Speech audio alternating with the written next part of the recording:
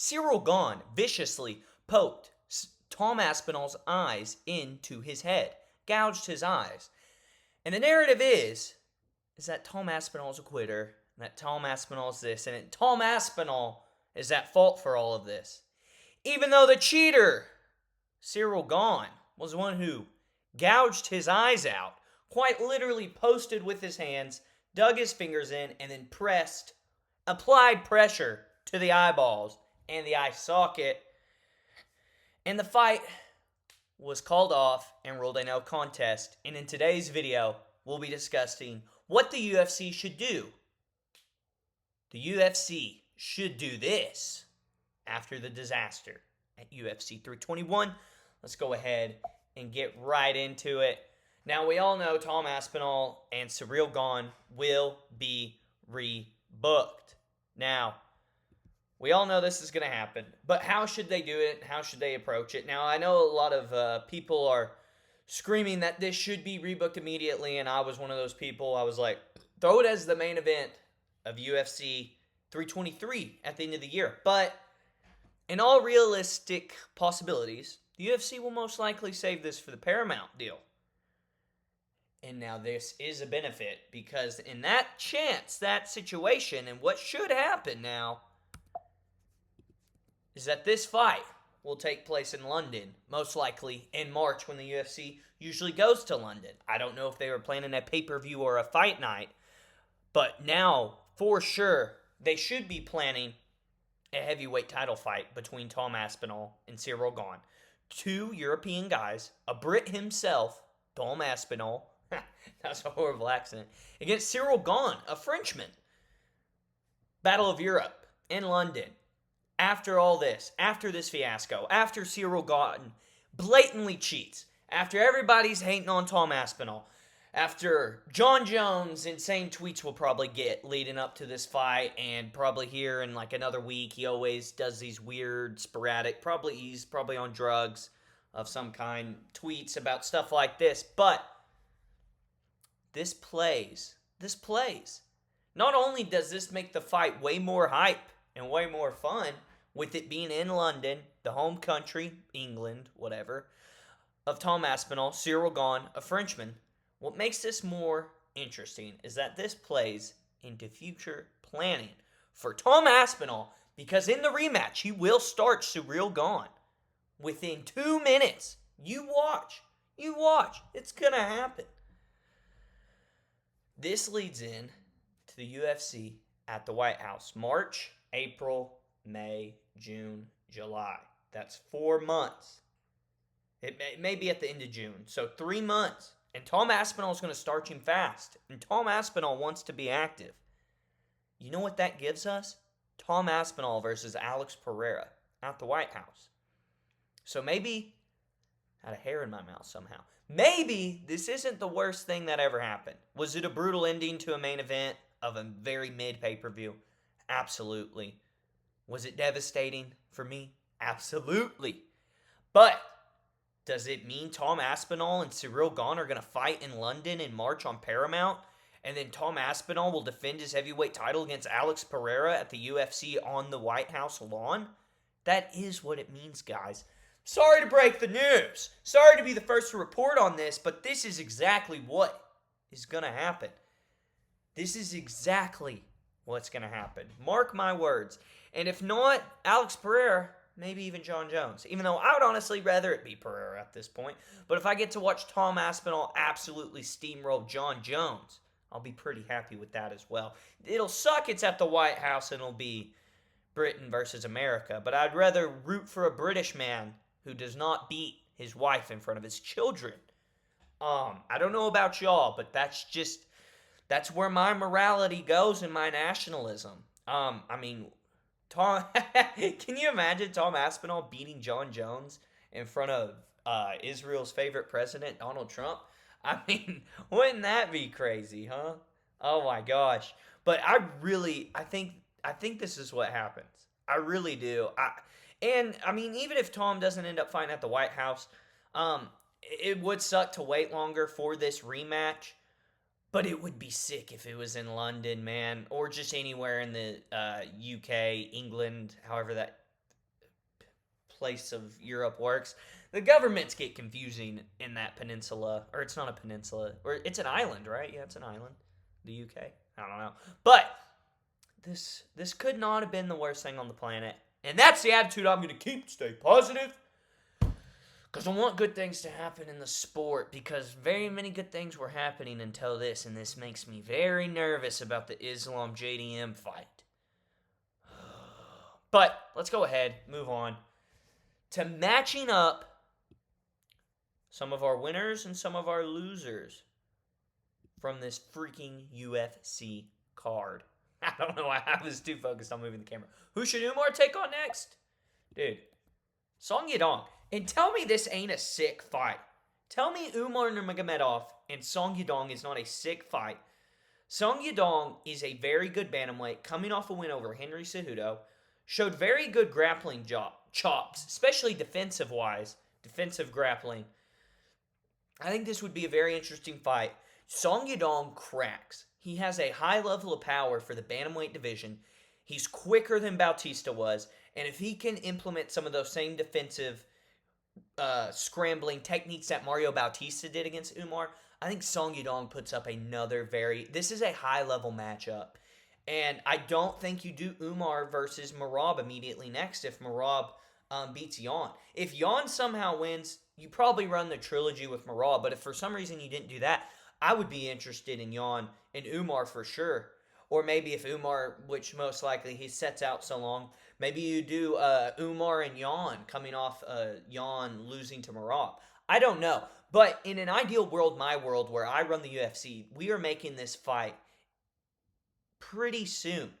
I mean, I know Umar got wobbled, but dude, we got to keep these guys active, not to get off on that type of deal. But this fight is happening within 5 months. That's how it should work.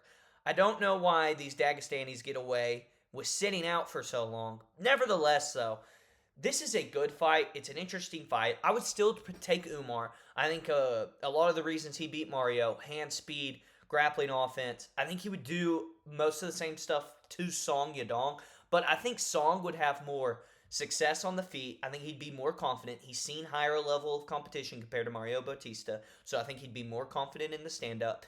And I think he has the ability to defend in the grappling realm almost as good as Bautista. And if he's anywhere better than that, this ends up being a really interesting matchup with Song Yadong's speed and power on the feet. So I want to see this fight next. I know some people were saying Figueiredo, but Figueiredo's kind of over the hill. Seems like he goes into the octagon for a paycheck. Song Yadong's young and hungry. Is going to be in the best shape he possibly can be. Will probably be the biggest fight of his career. This is the fight to make. This is what you do for a number one contender who's already lost to the champion.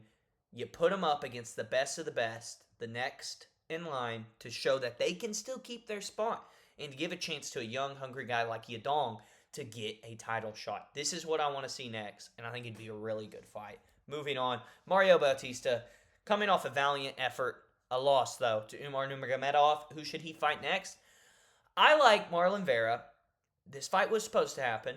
Patchy Mix instead stood up and took the fight on short notice at UFC. What was that? That was 3... I already forgot. It wasn't 14. 316, I believe. I don't know. I can't remember. Doesn't matter.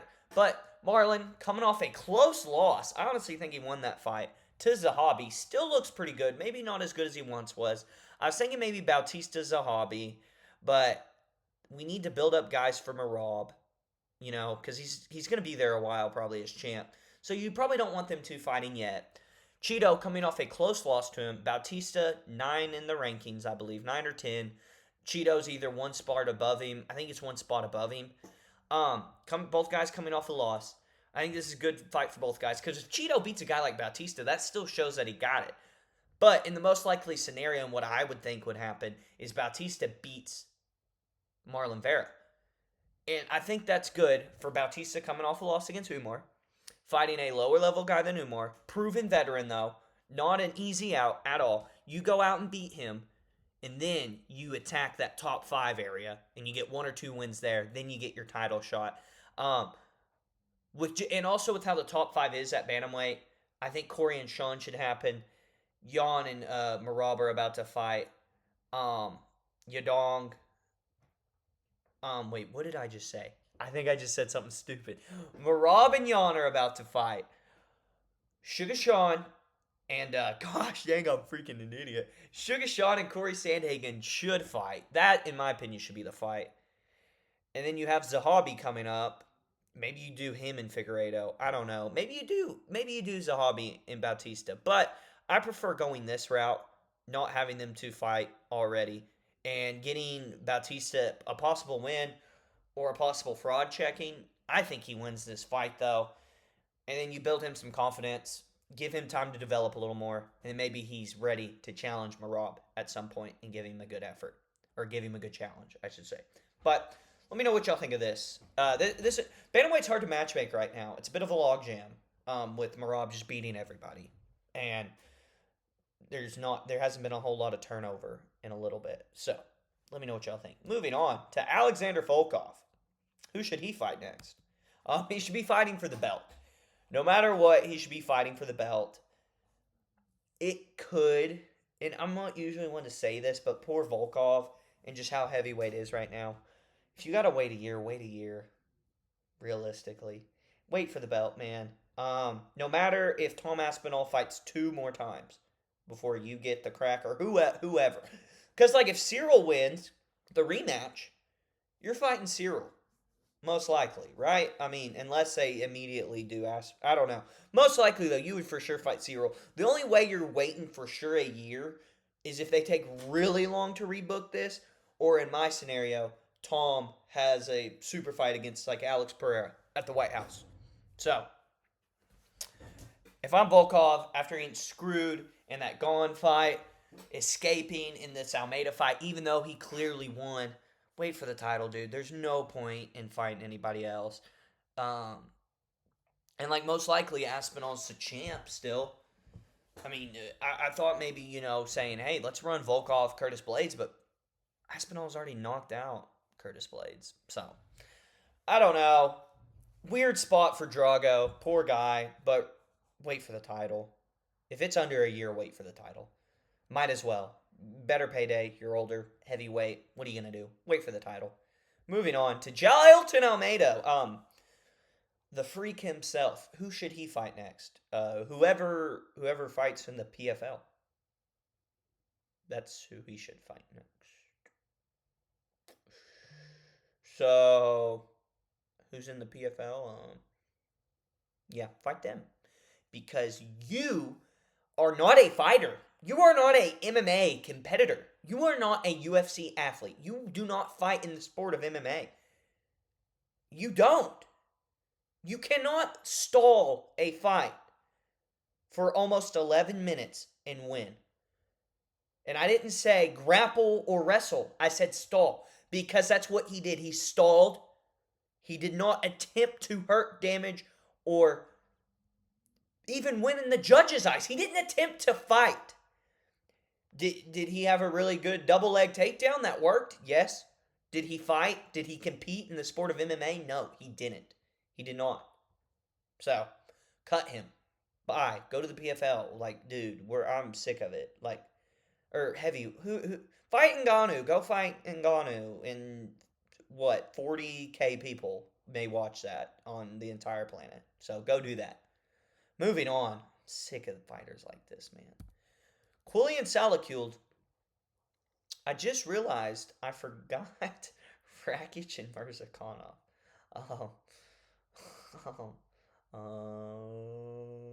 Let's pretend I didn't do that. Quillian Salakuled.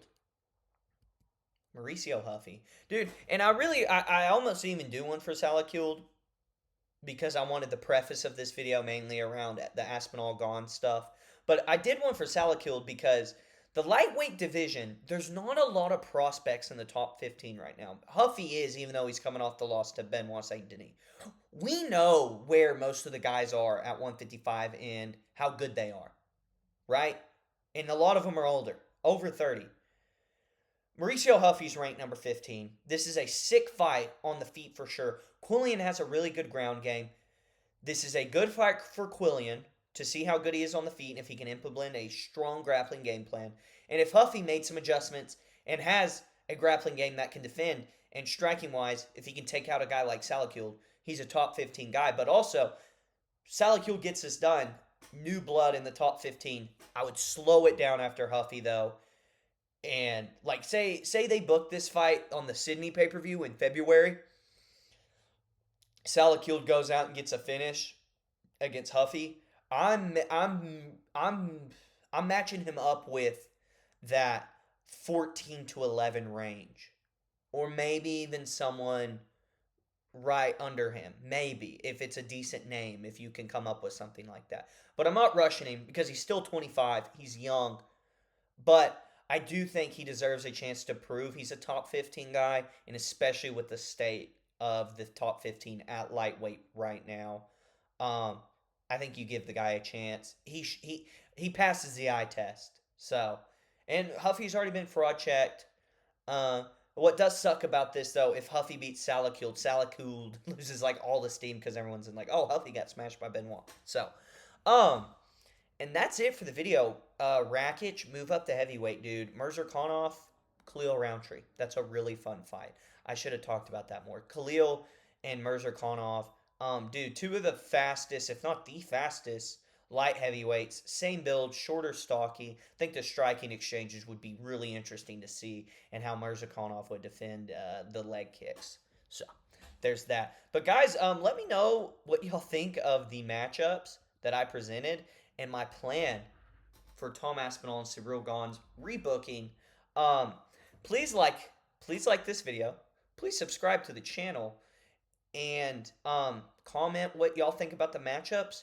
What y'all think should be done about the Tom Aspinall Ciryl Gane rebooking. And yeah, guys, hope you enjoyed the video. If you've watched this far, thank you very much. And God bless.